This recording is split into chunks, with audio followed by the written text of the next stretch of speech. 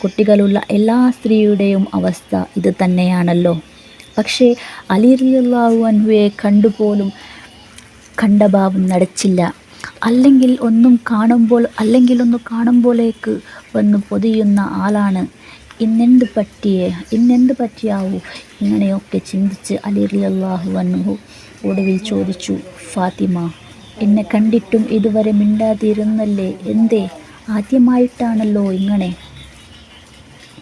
കേട്ട ഉടനെ ഫാത്തിമ ബീവി റളിയല്ലാഹു അൻഹു ഇങ്ങനെ പറഞ്ഞു, ഞാനൊരു വിരുന്നു പോകാൻ ഉദ്ദേശിച്ചിരിക്കുന്നു.